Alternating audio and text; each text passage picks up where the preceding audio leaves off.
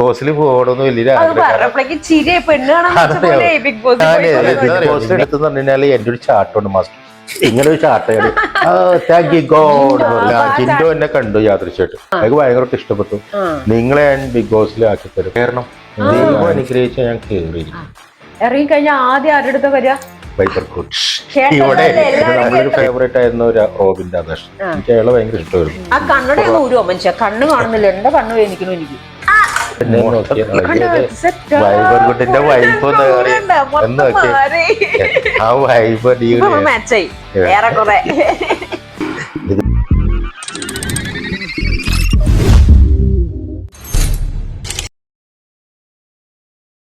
Hi hello നമസ്കാരം guys, welcome to chai talks by ബഗുഡ്. കഴിഞ്ഞ ദിവസങ്ങളൊക്കെ ചായ് ടോക്സ് നടന്ന ഭയങ്കര കോൺട്രവേഴ്സി, ഭയങ്കര ഫയർ ആയിട്ടുള്ള ഇന്റർവ്യൂസും കാര്യങ്ങളൊക്കെ ആയിരുന്നു. അതെല്ലാം ഓൺ ദ വേ ആണ് ആക്ച്വലി. അപ്പൊ ഞാൻ വിചാരിച്ചു എന്നാൽ ഒരു ഇടവേള എടുത്തിട്ട് കുറച്ചൊരു ഫണ്ണി, കുറച്ച് സന്തോഷം, കുറച്ച് തമാശയും കാര്യങ്ങളൊക്കെ ആവാന്ന് വിചാരിച്ചു. നിങ്ങൾക്ക് ഒരു പക്ഷെ തോന്നുന്നുണ്ടാവും ഇല്ല ലൈറ്റ്സിനേക്കാൾ എക്സ്ട്രാ ഒരു എനർജി ലൈറ്റ് സൈഡിൽ നിന്ന് അടിക്കുന്നതായിട്ട്. യെസ്, ഞാൻ ചുമ്മാ ഇങ്ങനെ ഇൻസ്റ്റ കൂടെ പോയപ്പോഴാണ് ഈ ഒരു വ്യക്തിയെ കണ്ടത്. അപ്പം പ്രൊഫൈലിന്റെ പേര് വന്നിട്ട് ഗോൾഡ് മാൻ എന്നാണ്, പക്ഷെ ഞാൻ പുള്ളിയെ വിളിക്കുന്നത് ഗോൾഡ് കുട്ടെന്നാണ്. അല്ല, നിങ്ങൾക്ക് തന്നെ മനസ്സിലായിട്ടുണ്ടാവും ഗോൾഡ് കുട്ടൻ അല്ലെ, ഫുൾ ഇങ്ങനെ തിളങ്ങിയിരിക്കുകയാണ്. Welcome to the show. പുതിയൊരു പേര് തന്നതിന് thank you very much. All of you thank you. ഞാൻ ഓൾറെഡി സേവ് ചെയ്ത് വെച്ചോണ്ട് എല്ലാരും ചോദിക്കുമ്പോൾ ഞാൻ പറഞ്ഞ ഗോൾഡ് കുട്ടൻ എന്നാണ്. ഓക്കെ, അപ്പൊ ഞാൻ കഴിഞ്ഞ കുറച്ച് ഇന്റർവ്യൂസ് ഒക്കെ കണ്ടായിരുന്നു. അപ്പോ ഇത് ജസ്റ്റ് ഫണ്ണി, ചുമ്മാ ഞാൻ പറഞ്ഞല്ലോ നമ്മള് തമാശക്ക് ചുമ്മാ ഇങ്ങനെ സംസാരിക്കാൻ വന്നിരിക്കുന്നതാണ്. അപ്പൊ ചോറും മീൻകറിയൊക്കെ എങ്ങനെ ഉണ്ടായിരുന്നു? അയ്യോ, എവിടെ കഴിച്ചേ? ഞാൻ ഈ സാനി, എന്റെ വീടിനടുത്ത് സാനി ഹോട്ടലുണ്ട്, പഴയ സോണിയാണ് അത്. സോണിക്കാര് കംപ്ലൈന്റ് പേര് പറ്റി. അവിടുത്തെ ഒരു മീൻചാറ് കോഴിക്കോട് സ്റ്റൈൽ, അതെനിക്ക് ഭയങ്കര ഇഷ്ടമാണ്. ഓ അത് ശരി. അപ്പൊ ഉച്ചക്ക് മീൻകറി മുഖ്യം? മീൻകറി മുഖ്യം. ഓക്കെ. കുക്കിംഗ് അറിയോ? ഇല്ല, ഞാൻ കാറ്ററിംഗ് നടത്തിയിരുന്നതാണ്, ഹോട്ടലും ക്ലബൊക്കെ നടത്തിയിരുന്നതാണ്. പക്ഷെ ഞാൻ കുക്ക് ചെയ്യില്ല. കുക്ക് തിന്നാനാണ് എനിക്കിഷ്ടം. കുക്ക് ചെയ്യിപ്പിക്കും? അതെ, അന്തസ്സായിട്ട് ചെയ്യിപ്പിക്കും. അപ്പൊ എനിക്കൊരു ചേച്ചി ഉണ്ടായിരുന്നു 10-24 വർഷമായിട്ട് വീട്ടിലമ്മ ഉണ്ടായിരുന്നപ്പോ. അപ്പൊ ചേച്ചിയുടെ ഭർത്താവ് സുഖില്ലാതെ ഇപ്പൊ പോയി. അപ്പൊ പിന്നെ ആ പരിപാടി, വീട്ടിലെ ഫുഡ് ഔട്ട് സൈഡായി. ഇങ്ങനെ നല്ല നല്ല ഫുഡ് നോക്കി ഇങ്ങനെ നടക്കും. ഓ അങ്ങനെ. ഓക്കെ, ഞാനപ്പോ ഇൻസ്റ്റയിൽ പോയി കഴിഞ്ഞപ്പോ ഒരു കോസ്റ്റ്യൂമിലൊക്കെ ഭയങ്കര ഒരു വെറൈറ്റി പിടിക്കുന്ന ഒരു വ്യക്തിത്വം പോലെ തോന്നി. ഫുൾ ഗ്രീൻ അല്ലെങ്കിൽ സിൽവർ കളർ ഗോൾഡ്. അപ്പൊ അങ്ങനെ ഒരു സെലക്റ്റീവ് തോട്ട് വരാനുള്ള കാരണം എന്താണ്? മറ്റുള്ളവരിൽ നിന്നും ഒരു വെറൈറ്റി ആണ്? അല്ല, നമ്മളെ ജീവിതം ഒരു ചേഞ്ച് ആയിരിക്കണം, ഒരു കളർഫുൾ ആയിരിക്കണം എന്ന് ആഗ്രഹിക്കുന്നുണ്ട്. പിന്നെ ഞാനെപ്പോഴും മറ്റാളെ പോലെ ആകരുത് നിർബന്ധമുണ്ട്. ഒരു വ്യത്യസ്തത കീപ്പ് ചെയ്യുന്നു. ചിലപ്പോ ജീവിതത്തിന്റെ എല്ലാ താളം തെറ്റലിലായിരിക്കും ഒരു വ്യത്യസ്തത, ചിലപ്പോ നേരെ പോകുന്നതിലായിരിക്കും, പക്ഷെ ഈ രണ്ടും കൂടി മിക്സ് ചെയ്ത് പോകുന്നതായിരിക്കും. ഇതെല്ലാം കൂടി മിക്സ് ചെയ്തൊരു ജീവിതം വ്യത്യസ്തമാക്കുക എന്നുള്ള. അപ്പൊ എവിടെന്നാ ഇതൊക്കെ സ്റ്റിച്ച് ചെയ്യിപ്പിച്ചെടുക്കുന്നതിന്റെ ഒരു ഞാൻ കളർഫുൾ ആയിട്ട് സ്റ്റാർട്ട് ചെയ്തത് കൊറോണയ്ക്ക് ശേഷം. റെയർ റാബിറ്റ് ഭയങ്കര കളർഫുൾ ആയിരുന്നു ആ സമയത്ത്. ഇപ്പൊ അത്ര കളർഫുൾ അല്ല എഞ്ചുള്ള റെയർ റാബിറ്റ്. അതിൽ പോകുമ്പോൾ റെയർ റാബിറ്റ് ഇങ്ങനെ നോക്കി കൊതിച്ചു പോകും. ഒരു പ്രാവശ്യം ഞാൻ ചുമന്ന് കയറിയപ്പോ ഒരു റിയാമോൾ എന്ന് പറഞ്ഞൊരു സെയിൽസ് ഗേൾ ഉണ്ടായിരുന്നു. അപ്പൊ അന്ന് മുട്ട അടിച്ചിട്ടുണ്ടായ കാലഘട്ടത്തിൽ, അടുത്ത റീസെന്റ് ആയിട്ടുണ്ട്. അപ്പൊ കുറെ ഡ്രസ്സ് എടുത്തിട്ട് ഷൂസ് ഒക്കെ ഇട്ട് വന്നിട്ടുണ്ട്. സാറ് ഒരു ഫിലിപ്പ് സ്റ്റാറിനെ പോലെ ഉണ്ട്, ഭയങ്കര ലുക്കാണ് സാർ, ഈ മുട്ടയും ഈ സ്റ്റൈലും ഭയങ്കര രസമായിരുന്നു തന്നെ. ഒരു പെണ്ണ് പറയുമ്പോൾ പ്രത്യേകിച്ചും ഇംപ്രസ്ഡ് ആയി. ഞാൻ നോക്കി, കണ്ണാടി നോക്കിയപ്പോൾ കൊള്ളാം. അങ്ങനെ ആ കാലഘട്ടത്തിൽ റെയർ റാബിറ്റ്സിന്റെ കളക്ഷൻസ് അടിപൊളിയായിരുന്നു. അപ്പൊ അതിനെ കോപ്പി ചെയ്ത് എല്ലാവരും തുടങ്ങിയപ്പോൾ റെയർ റാബിറ്റ്സിന് അത്ര പ്രസക്തമില്ലാതെ. പിന്നെ ഞാൻ കാസർഗോഡ് എന്ന് പറഞ്ഞൊരു നമ്മുടെ ലിസിയുടെ സ്റ്റോപ്പിൽ, കാസർഗോഡ് എന്നൊരു ഷോപ്പിൽ ഒരു രാത്രി ഞാൻ ചുമ്മാ കാഷ്വലായിട്ട് പോയ 2 മണി സമയത്ത് അവിടെ നിന്ന് ഇറങ്ങി വന്നപ്പോഴേക്കും നല്ലൊരു എമൗണ്ട് സാറായിട്ട് പോന്നു. അപ്പോൾ അവർ പറഞ്ഞു, മമ്മൂട്ടിയാണ് ഇത്രയും കളർഫുള്ള് ആയിട്ട് കിടക്കുന്ന, ഈ പ്രായത്തിൽ ഇങ്ങനെ കോസ്റ്റ്യൂം നിങ്ങൾക്ക് ഭയങ്കരമായിട്ട് ഇത് ചെയ്യുന്നു, ഇവിടുത്തെ എറണാകുളത്തെ ഒരു തരംഗമാകുമ്പോൾ നിങ്ങൾ അടിപൊളിയായിരിക്കുന്നു. അപ്പോൾ അതും ഭയങ്കരമായിട്ട് ഇഷ്ടപ്പെട്ടു എനിക്ക്. അവിടെ നിന്ന് ഞാൻ കുറച്ച് ഒരേ കളർ അങ്ങനെ എടുത്തു. അപ്പം എനിക്ക് തോന്നി ഒരേ കളർ, അന്ന് ഫസ്റ്റ് ഒരേ കളർ ഓറഞ്ചും പച്ചയായിരുന്നു, വെറൈറ്റി കളേഴ്സാണ്. അതിട്ട് പിന്നെ വൈറ്റ് എടുത്തു, ബ്ലാക്ക് എടുത്തു, റെഡ് എടുത്തു. ഇതെല്ലാം എനിക്ക് ക്ലിക്കായി. എല്ലാവർക്കും ഭയങ്കര ഇഷ്ടമാണ് ആ ഒരേ കളർ. ഞാൻ ഡിഫറെന്റ് കളർ എടുത്ത് തന്നെ എല്ലാവരും ഒരേ കളർ മതി. ഞാൻ ഇങ്ങനെ എനിക്ക് ചേഞ്ച് ചെയ്യാൻ പറ്റില്ല, കോസ്റ്റ്യൂം എല്ലാം ഇതുപോലെ ആയിരിക്കണം. നാട്ടുകാരെയും കൂട്ടുകാരെയും എല്ലാവരും നിർബന്ധവും. അപ്പൊ ഇങ്ങനെ ആക്കി. അപ്പൊ എനിക്കും തോന്നി കൊള്ളാം. മോട്ടിവേഷൻ ആണ് മുഖ്യം. ഓക്കെ, അപ്പൊ നമുക്കൊരു കാര്യം ചെയ്യാം, സ്കൂളിൽ പോവാം. സ്കൂളിൽ എൻ്റെ വീടിൻ്റെ അടുത്ത് ഒരു മുസ്ലിം സ്കൂളുണ്ടായി, സാധാരണ ഒരു സ്കൂള്, എറണാകുളം സിറ്റിയിലെ ഒരു സാധാരണ സ്കൂള്. ആ സ്കൂളിലാണ് സാധാരണക്കാരനായിട്ട് പഠിച്ചു. വലിയ ഹൈ ലെവൽ സ്കൂളൊന്നുമല്ല, സാധാരണ സ്കൂളിൽ. അത് കഴിഞ്ഞ് കോളേജ് സെന്റ് ആൽബർട്ട്സ്. അവിടുത്തെ കുഴപ്പം സ്കൂളിങ്ങിലെ കുറച്ച് ഞാൻ പറഞ്ഞ സ്കൂൾ ടൈമിലുള്ള കുറച്ച് കാര്യങ്ങൾ നമുക്ക് ചോദിക്കാം. അതായത് സ്കൂള്, റിലേഷൻഷിപ്പ്, ബന്ധങ്ങള്, അങ്ങനെ ഇങ്ങനെ ഇങ്ങനെ സ്കൂളില് പുറകിലോട്ട് പോവാം. നമ്മളെ ഈ മില്ലേനിയൽ കാലഘട്ടവും ന്യൂജൻ കാലഘട്ടം വ്യത്യാസം. നമ്മളൊക്കെ അതിനൊക്കെ പഴയ ആളാണ്, മില്ലേനിയൽ കാലഘട്ടത്തിലുള്ള ആൾക്കാർ. അപ്പൊ ന്യൂജൻ കാലഘട്ടത്തിലെ പോലെ അടിപൊളിയായിട്ട് ആൾക്കാരിൽ ഇങ്ങനെ ഊട്ടിച്ചാടി അഗ്രസീവ് ആയിട്ടുള്ള ക്യാരക്ടർ അല്ല, നമ്മൾക്ക് അസർട്ടീവ് ക്യാരക്ടറാണ്. അസർട്ടീവ് പറഞ്ഞാൽ പിന്മാറി നിൽക്കുക, ഒതുങ്ങി നിന്ന് ഗുഡായിട്ട് അവതരിപ്പിക്കുക എന്നുള്ളത്. ഇങ്ങനെ വലിയ അലമ്പൊന്നുമില്ലാതെ നല്ല പയ്യൻ എന്നുള്ള ഇമേജ്. അങ്ങനെ നല്ല പയ്യൻ, സ്കൂളിൽ ഏറ്റവും ബെസ്റ്റ് സ്റ്റുഡന്റ് എന്ന് വെച്ചാൽ നന്നായിട്ട് പഠിക്കുമായിരുന്നു. പഠിക്കാന്നുണ്ടെങ്കിൽ ആദ്യം ചെറുപ്പകാലത്ത് സ്കൂളിൽ കയറില്ലായിരുന്നു. 1ാം ക്ലാസ്സിൽ കൊണ്ട് ആക്കിയപ്പോൾ ഞാൻ ചേച്ചിയുടെ സാരിത്തുമ്പിൽ പിടിച്ചെന്ന് പറഞ്ഞ പോലെ ചേച്ചിയുടെ പാവാടയിൽ പിടിച്ചിരുന്നതാ. ഞാൻ ക്ലാസ്സിൽ നിന്ന് ഓടിയിട്ട് ചേച്ചിയുടെ ബെഞ്ചിൽ പോയിരിക്കും. ബെഞ്ചിൽ പോയിരുന്നിട്ട് എനിക്ക് പേടിയാണെന്ന് പറയും. പ്രിൻസിപ്പൾ ഓടി വരും, അങ്ങനെ പിടിച്ച് 2 അടി കടിച്ച് ക്ലാസ്സിൽ കൊണ്ടെടുത്തു. പിന്നെ ക്ലാസ്സിൽ പോകാൻ നേരത്തെ എനിക്ക് തൂറാൻ മുട്ടും. അങ്ങനെ ഇങ്ങനെ ഭയങ്കര ഒരു വിഷമം പിടിച്ചൊരു സ്കൂൾ കാലഘട്ടമാണ്. സ്കൂളിൽ പോകാൻ താല്പര്യമില്ല. പക്ഷെ അതിൽ നിന്ന് ഒരു 5ാം ക്ലാസ് എത്തിയപ്പോഴേക്കും സ്റ്റുഡന്റ് ആയി, ഒരു കോമ്പറ്റീവ് സ്റ്റുഡന്റ് ആയിട്ട് മാറി. പിന്നെ അത് എനിക്ക് മെച്ചമായിട്ട് പഠിക്കുക എന്നുള്ളത് ഒരു ഇതായി. എന്റെ പഠിത്തത്തിന്റെ ഒക്കെ വേറിട്ടൊരു ശൈലിയാണ്. ഞാനിങ്ങനെ ക്ലാസ്സിൽ ശ്രദ്ധിച്ചിരിക്കില്ല മാത്രമേ ഉള്ളൂ. ഇങ്ങനെ പുസ്തകം മറിച്ച് നോക്കുന്നില്ല, ശ്രദ്ധ ആ ക്ലാസ്സിൽ ശ്രദ്ധിച്ചിരുന്ന് എന്റേതായിട്ടുള്ള ഇതിൽ എഴുതി വീട്ടിലിരുന്ന് പഠിക്കലൊന്നുമില്ല. ഇല്ല, അതൊക്കെ കുറവാണ്. ക്ലാസ്സിലിരിക്കുക, ശ്രദ്ധിച്ചിങ്ങനെ മേടിച്ചിരിക്കുക. അപ്പൊ അങ്ങനെ ചോദിക്കുകയാണെങ്കിൽ ഇപ്പോഴും മൈൻഡിലുള്ള ഒരു ടീച്ചറിന്റെ പേര് പറയാമോ?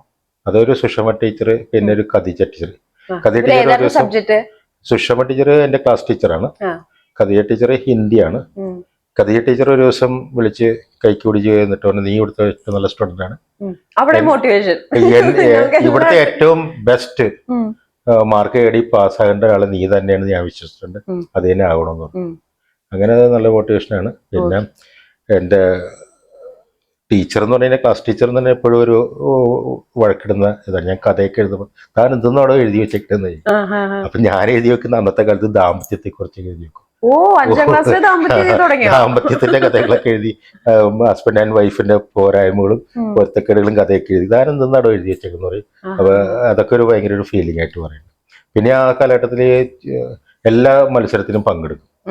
ഓട്ടവും ചാട്ടവും എഴുത്തും ഉപന്യാസവും ഡാൻസും. അപ്പൊ ഈ 5ാം ക്ലാസ്സിൽ പഠിക്കുമ്പോ തന്നെ ദാമ്പത്യം അങ്ങനെ തലയിലൊന്നും? എനിക്കറിയില്ല, ഞാൻ ഭയങ്കര ചിന്തകനാണെന്ന് ഇപ്പോഴും എനിക്ക് തോന്നുന്നു. അതവിടെ കിട്ടാതെ ഫോൺ അടിക്കണ്ട. ഓക്കെ, അപ്പൊ കുട്ടിയായിരുന്നപ്പോള് ഏറ്റവും കൂടുതൽ സന്തോഷിപ്പിച്ച ഒരു കാര്യം? അത് ഫുഡ് തന്നെയാണെന്ന് എനിക്ക് തോന്നുന്നു. ഓക്കെ, ഫുഡിയാണോ ഇപ്പൊ? അതെ അതെ, ചെറുപ്പം തൊട്ടേ നല്ല തീറ്റക്കാരൻ. അതെല്ലാം എങ്ങനെ 120 kg ഉണ്ട് ഇപ്പൊ. നല്ല തീറ്റക്കാരനാണ്. ഇതൊക്കെ എങ്ങനെ ഇത് കൈ വേനിക്കുന്നില്ലേ? ഇല്ല, ഇതൊക്കെ ഞാൻ ശീലിച്ചു. ഫുൾ ടൈം ഇത് ഇങ്ങനെ ഫുൾ ടൈം ഇല്ല, കിടക്കുമ്പോ ഞാൻ ഉരു വെക്കും. കിടക്കുമ്പോ ഒരു വെക്കാതെ നിവർത്തിയില്ല, ബ്ലഡ് സർക്കുലേഷൻ ഉണ്ടാവണം. അല്ല, മോർണിംഗ് കളർ കാണിക്കോ? ആ കളറിലൊക്കെ എന്തെങ്കിലും ഉണ്ടോ? ഒന്നുമില്ല. ചുമ്മാ കളർ സ്റ്റോൺ സംഭവം അല്ല, ശരിക്കും പറഞ്ഞാൽ കളർ ഇടുന്നതിൽ ബന്ധമുണ്ടെന്നാണ് പറയുന്നത്. അതെ. ഞാനിത് സ്റ്റൈലിന് വേണ്ടി മാത്രമാണ്. സ്റ്റൈല് അല്ല, ഇങ്ങനെ കാണുന്നതിലാണ് എല്ലാവർക്കും, പോലീസുകാർക്ക് പോലും ഇങ്ങനെ കാണുന്നത് ഭയങ്കര ഇഷ്ടം എന്ന് എനിക്ക് മനസ്സിലായി. കാരണം അറിയാമോ, ചിലപ്പോ പോലീസുകാർ തടഞ്ഞു നിർത്തി ഇതൊക്കെ എന്താണ് സംഭവം എങ്ങനെ ഞാൻ പറയും, സാറേ കണ്ണട പൊക്കി വെച്ചാണ് നോക്ക്, ശിവമണി അല്ലേന്ന് ചോദിക്കും. ശിവമണിയാണെന്ന് പറയും. സാറേ ഇപ്പൊ ഒരു ഗോൾഡ് മാൻ സ്റ്റൈലില്ലേന്ന്. ഞാൻ ഗോൾഡ് മാൻ എന്നറിയപ്പെടും, ശിവമണി എന്നറിയപ്പെടും. എന്താ ഗോൾഡ് മാൻ എന്നറിയപ്പെടാൻ? ഗോൾഡ് മാൻ എന്നറിയപ്പെടുന്നതിന്റെ കാരണം വെച്ചിട്ടുണ്ടെങ്കിൽ ഞാൻ ശിവമണി എന്നാണ് അറിഞ്ഞിരുന്നത്. ശിവമണി എന്ന് എല്ലായിടത്തും അറിഞ്ഞു. ശിവമണി എ റഹ്മാന്റെ ഭാര്യനെ അറിയിച്ചു, സ്റ്റീഫൻ ദേവസിനെ അറിയിച്ചു, എല്ലാവരും അറിയിച്ചു. അതിനിപ്പോ പബ്ലിസിറ്റി എൻ്റെ ഒരു ഡയറക്ടർ ഫ്രണ്ട്, പിന്നെ സിയ ഉൾക്ക് എന്ന് പറഞ്ഞ പാട്ടുകാരനും ഇങ്ങനെയൊക്കെ കുറച്ച് പ്രൊമോട്ട് ചെയ്ത് അവർക്കൊക്കെ അയച്ചു കൊടുത്തു. അങ്ങനെ എല്ലാവരും ശിവമണി എന്ന് പറഞ്ഞ പാട്ടും പാടും. കൂട്ടുകാരൊക്കെ ഉണ്ട് കഴിഞ്ഞാൽ ഞങ്ങൾ ക്യൂൻസ്വേലൊക്കെ ഗിറ്റാറും ഇതൊക്കെ ഇട്ട് കഴിക്കുന്ന പിള്ളേരുണ്ട്. ശിവമണി എന്ന് പറഞ്ഞാൽ നമ്മൾ ശിവമണി വന്നെന്നും പറഞ്ഞാൽ അതൊക്കെ ഒരു ആവേശമാണ്. അപ്പൊ ഈ സുഹൃത്ത് പറഞ്ഞു, ഇനി ശിവമണി വേണ്ട, ഇനി നമ്മളായിട്ടുള്ള ഐഡന്റിറ്റി ഗോൾഡ് മാൻ മതി എന്ന് പറഞ്ഞു അയാള് ഇട്ടു. അങ്ങനെ ഗോൾഡ് മാൻ എന്ന് അയാളാണ് പേരിട്ട്. അങ്ങനെ ഒരു ഇന്റർവ്യൂയുടെ ഗോൾഡ് മാൻ ആയി. ഇപ്പൊ ഗോൾഡ് കുട്ടനായി. കുട്ടനാക്കി കളഞ്ഞത്. Very good. അല്ല, ഗോൾഡ് കുട്ടൻ ഞാൻ ഇവിടെ പെട്ടെന്ന് ഞാൻ സേവ് ചെയ്തപ്പോഴും പെട്ടെന്ന് ഗോൾഡ് കുട്ടൻ കുട്ടാന്ന് വിളിക്കണം. നല്ല കാര്യമാണല്ലോ. കുട്ടാന്ന് വിളിക്കില്ല, ഗോൾഡ് കുട്ടാന്ന് വിളിക്കുള്ളൂ. Very good. ഓക്കെ, ജീവിതത്തില് ഞാൻ കഴിഞ്ഞ ഒരു ഇന്റർവ്യൂല് കണ്ടപ്പോഴുണ്ടായിരുന്ന സംഭവങ്ങൾ, ഇപ്പം 5ാം ക്ലാസ് തൊട്ടുള്ള ഈ ഒരു ദാമ്പത്യ ജീവിത സംഭവത്തിന്റെ കാര്യമൊക്കെ പറയുന്നു. അങ്ങനെ കുറെ മോട്ടിവേഷൻ ആണ് താങ്കളെ കൂടുതലും ഒന്ന് ഹാപ്പി ആക്കുന്നത് അല്ലെ? അപ്രീസിയേഷൻ ആണ് നമുക്ക് എല്ലാവർക്കും ജീവിതത്തിൽ വേണ്ടത്. അതെ.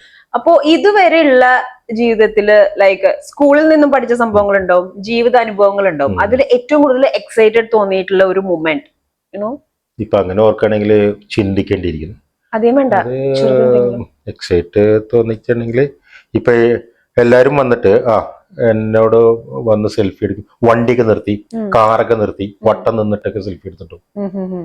വട്ടം നിന്ന് സെൽഫി എടുക്കുന്നതായിട്ട് ഞാൻ തന്നെ അന്തം വിട്ടിട്ടുണ്ട്. പിന്നെ എന്റെ കൂട്ടുകാര് അന്തം വിടും. ഇതെന്താണ് നിന്റെ പുറകെ ആൾക്കാർ സെൽഫി എടുക്കാൻ വേണ്ടി വരുന്നത്?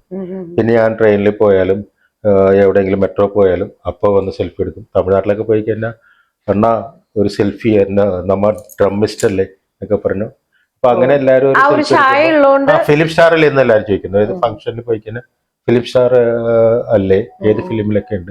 എനിക്ക് തപ്പി പിടിച്ച് പറയാൻ 1-2 സിനിമയൊക്കെ ഇല്ല. അപ്പൊ ഫിലിം സ്റ്റാർ ആകാതെ എന്നെ ഫിലിം സ്റ്റാർ നാട്ടുകാരാക്കി. അങ്ങനത്തെ ഒരു ഭാഗ്യം കിട്ടിയ ഒരാള് വളരെ ചുരുക്കം പേരിൽ ഒരാളാണ് ഞാൻ.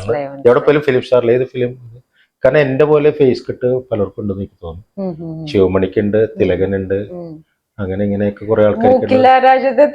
യെസ്, അതൊന്നും പറഞ്ഞിട്ട് അപ്പൊ ഞാനൊരു റീലിന് ഇടാൻ പോകുന്നത് അതൊക്കെ പറയും. റീലിടാൻ പോകുന്നത് എല്ലാം ഉപേക്ഷിച്ചിട്ട് ഉള്ള റീലിട്, കാരണം തിലകനെ പോലെ അങ്ങനത്തെ റീല്. അപ്പൊ 3-4 ആൾക്കാരുടെ പേര് കണക്ട് ചെയ്യാൻ പറ്റുന്നുണ്ടല്ലേ? സ്വന്തമായിട്ട് തോക്കുണ്ടോ? ഇല്ല, അതൊക്കെ വേണമെന്നൊക്കെ ആഗ്രഹമുണ്ട്. പക്ഷെ നമ്മളുടെ നിയമം അനുവദിക്കില്ല. സാധാരണ ആൾക്കാർ മറ്റേ ആനക്കൊമ്പും കൊമ്പും മറ്റേതൊക്കെയാണ് ഇടാറ്. വെറൈറ്റി ആയിട്ട് തന്നെ ഞാനത് പെട്ടെന്ന് നോട്ട് ചെയ്തു. ആ ഒരു തോക്ക് അല്ല, എന്തെങ്കിലുമൊക്കെ വേണമല്ലോ, എന്തെങ്കിലുമൊക്കെ ഒരു വെറൈറ്റി ഉണ്ടെങ്കിലല്ലേ നമുക്ക്. ഞാൻ മാത്രം ഇങ്ങനത്തെ ഒരു വെറൈറ്റി ഇടുന്നുള്ളത് ഇപ്പൊ എനിക്ക് മനസ്സിലായിട്ടുണ്ട്. അതുകൊണ്ട് ആ ഒരു ചോദ്യം. കഴുത്തിൽ ലോക്കറ്റ് ആയിട്ട് തോക്കിട്ട് നടക്കണതിന്റെ അപ്പൊ സ്വന്തമായിട്ട് നമ്മുടെ ലോ ഒന്നും തരാനുള്ള. ഞാൻ ഇങ്ങനെ ഒരു വിപ്ലവകാരി, ഞാൻ തോക്കെടുത്തിട്ട് ആൾക്കാരെ ഉപദ്രവിക്കുന്ന ഒരാളല്ല. പക്ഷെ ഒരു തോക്ക് ഇടാൻ യോഗം എനിക്ക് കിട്ടി. അപ്പൊ തോക്കിട്ടതിനിപ്പോ എല്ലാരും കൊള്ളാം എന്ന് തോന്നിയപ്പോ എനിക്കും തോന്നി കൊള്ളാം എന്നുള്ളത്. തോക്കിപ്പോ ഞാൻ അയക്കാറില്ല. Okay, fine fine. ഇനി എവിടെ ശരിക്കുള്ള ജനനം എറണാകുളം സിറ്റിയിൽ തന്നെ ജനിച്ചത്. ഈ ഷീമാട്ടിയുടെ പുറകിൽ എന്റെ വീട്, അവിടെ തന്നെ എന്റെ വീടും എല്ലാം. അപ്പനും അമ്മയൊക്കെ അവിടുത്തെ തന്നെ. ആരൊക്കെയുണ്ട് വീട്ടില്? ഞങ്ങൾ 8 മക്കളാണ്. 8 മക്കളില് 6 ആണും 2 പെണ്ണാണ്. മൂത്തത് ചേച്ചിയായിരുന്നു, മരിച്ചുപോയി, കൊറോണ കാലഘട്ടത്തിൽ മരിച്ചുപോയി. പിന്നെ ഇളയാള് ഒരു സംസാരിക്കാത്തൊരു വെന്റിലേറ്റർ റിട്ടയർഡായിരുന്നു. പുള്ളി കിഡ്നിയുടെ അസുഖത്താല് 2012 കാലഘട്ടത്തിൽ മരിച്ചു. അപ്പൊ ഞാനും ഈ പയ്യനും അമ്മയും മാത്രം ഉണ്ടായുള്ളു ഒരു കുറെ കാലഘട്ടത്തില്. പിന്നെ ലാസ്റ്റ് അമ്മ 2021 മരിച്ചപ്പോൾ ഞാൻ ഒറ്റക്കാണ് ജീവിതം. ഒറ്റക്കുള്ള ജീവിതം ഇങ്ങനെ കുറെ. എങ്ങനെയുണ്ട് ഒറ്റക്കുള്ള ജീവിതം എന്ന് പറഞ്ഞാലേ, ഇപ്പൊ നമുക്കൊരു ദാമ്പത്യം എന്ന് പറയുമ്പോ ഏറ്റവും പൊസിഷൻ എന്ന് പറഞ്ഞാൽ ഒരാളെ തൃപ്തിപ്പെടുത്തുക എന്നുള്ളതാണ് അല്ലെ? അല്ല, നിർബന്ധമില്ല, അല്ലെങ്കിൽ പൊട്ടിത്തകർന്നു പോകുന്നതാണ് മനസ്സിലാക്കുക എന്ന് പറഞ്ഞാല്. മനുഷ്യനല്ലേ, ഒരാളെ തൃപ്തിപ്പെടുത്തുക എന്ന് പറഞ്ഞാല്. ഇപ്പൊ എന്നെ മാരേജ് എന്ന് പറയുന്നത് അല്ലെങ്കിൽ ദാമ്പത്യ ജീവിതം എന്ന് പറയുന്നത് പണ്ടൊക്കെ എല്ലാവർക്കും ഇപ്പൊ ഒരിക്കലും അഡ്ജസ്റ്റ്മെന്റ് അല്ല, അങ്ങോട്ടും ഇങ്ങോട്ടും അക്സെപ്റ്റ് ചെയ്താൽ തീരാവുന്ന പ്രശ്നമല്ലോ. അല്ല, ഈ തൃപ്തിപ്പെടുത്തുക എന്ന് പറഞ്ഞാല് വേറെ ആളെ തൃപ്തിപ്പെടുത്തുക എന്ന് പറഞ്ഞാൽ എന്റെ ജീവിതത്തിലെ ഒരു അസാധ്യമായ കാര്യമാണ്. ഒരാളെ നമുക്ക് ഒരിക്കലും തൃപ്തിപ്പെടുത്താൻ പറ്റില്ല. അപ്പൊ ഒരാളെ തൃപ്തിപ്പെടുത്തി അയാളുടെ മുഖം കണ്ട് അയാളെ അംഗീകരിച്ച് അയാളെ ഇത് ചെയ്യാന്ന് തന്നെ എന്നെ സംബന്ധിച്ച് കുറച്ചൊരു ബേർഡനായിട്ട് ഇപ്പോഴത്തെ ലൈഫിൽ എനിക്ക് തോന്നി. ഞാനും സെറ്റായിരുന്നെങ്കിൽ, ചെറുപ്രായത്തിലെ കല്യാണം കഴിച്ച് സെറ്റായിരുന്നെങ്കിൽ ഞാൻ ലവ് ചെയ്തിരുന്നു. ആ കാലഘട്ടത്തിൽ എനിക്ക് ആ പെൺകുട്ടിയായിട്ട് ഭയങ്കര ഇഷ്ടമായിരുന്നു. അതെന്റെ ഒരു വല്ലാത്തൊരു കാലഘട്ടമാണ് അത് ഫാത്തിമ എന്ന് പറയുന്ന പെൺകുട്ടി കൊടുങ്ങല്ലൂർ കാര്യത്തിയാണ്. അത് യാദൃച്ഛികമായിട്ട് കണ്ടുമുട്ടി. ഞാൻ ഭയങ്കര മാന്യമായിട്ട് ഒരു ഗ്ലാസ് വെള്ളം തരുമോ എന്നൊക്കെ ചോദിക്കുന്നതൊക്കെ അത് കൊടുങ്ങല്ലൂർ അവളുടെ വീട്ടിൽ വെച്ചിട്ടാണ്. വീട്ടിൽ പോയി കണ്ടുപിട്ടി. അതൊക്കെ വളരെ റേഞ്ച് അല്ലേ. എന്റെ ഒരു ഫ്രണ്ടേ, അയാളൊരു വൈദ്യനായിരുന്നു. അവളുടെ അമ്മക്കൊരു അസുഖം ഉണ്ടായിരുന്നു, സോറിയസിസ്. അതിന്റെ ചികിത്സാർത്ഥം പോകും. അപ്പൊ അയാളൊരു പാലായിട്ട് ഞാനും പോയിരുന്നു. അപ്പൊ എന്റെ ഒരു പെരുമാറ്റം അവർക്ക് ഭയങ്കരമായിട്ട് ഇഷ്ടപ്പെട്ടു. അങ്ങനെ ഇഷ്ടപ്പെട്ട് ഞാനിങ്ങനെ ചോദിക്കുള്ളൂ, അച്ചടി ഭാഷയിൽ സംസാരിക്കും, ഒരു ഗ്ലാസ് വെള്ളം തരും. അതൊക്കെ അവർക്ക് ഭയങ്കര ഇഷ്ടപ്പെട്ടു. അതില് ഞാൻ ബ്രേക്ക് ചെയ്യുന്നത്, നമ്മൾ മൊത്തത്തിൽ കാണുമ്പോ ഇങ്ങനെ ഫണ്ണി ആയിട്ട് തോന്നുമെങ്കിലും സംസാരത്തിലുണ്ടല്ലോ ഭയങ്കര ലൈക്കിനോ ഹലോ പറയൂ, കൺഫേം ആണോ? അപ്പൊ ഈ മനുഷ്യന്റെ ഡ്രസ്സിംഗ് സ്റ്റൈലും ടോക്കിംഗ് സ്റ്റൈലും വേറെയാണോ? നമ്മൾ വിചാരിക്കുന്ന ആള് ഭയങ്കര ഫണ്ണിയാണ്, ഭയങ്കര തമാശയാണ്. പക്ഷെ ഞാൻ ഇന്ന് കാലത്ത് സംസാരിച്ചപ്പോഴേ ആലോചിച്ചു, എന്താ ഇങ്ങനെ ബലം പിടിച്ച് സംസാരിക്കുന്നതെന്ന് എനിക്ക് തോന്നി. അല്ല, എനിക്ക് അങ്ങനെ ഒരു ബലം മനഃപൂർവ്വം ബലം പിടിക്കുന്നതല്ല. എന്റെ ശരീരഭാരം കൊണ്ടിട്ടായിരിക്കാം 120 സംസാരത്തിലോട്ട് സംസാരത്തിലേക്ക് അത് വരുമല്ലോ. അപ്പൊ നമുക്ക് പിന്നെ ഫാത്തിമയിലേക്ക് അതുമല്ല, പോവാം. എന്നിട്ട് ഫാത്തിമ. ഫാത്തിമേനെ കണ്ടുമുട്ടി. എൻ്റെ ഒരു സ്റ്റൈല് ഭയങ്കരമായിട്ട് ഇഷ്ടപ്പെട്ടു. എൻ്റെ രീതികളൊക്കെ ഇഷ്ടപ്പെട്ടു. അങ്ങനെ യാദൃശ്ചികമായിട്ട് അങ്ങനെ ഒരു ഇഷ്ടത്തിലേക്ക് കടന്നു പോകുന്നു.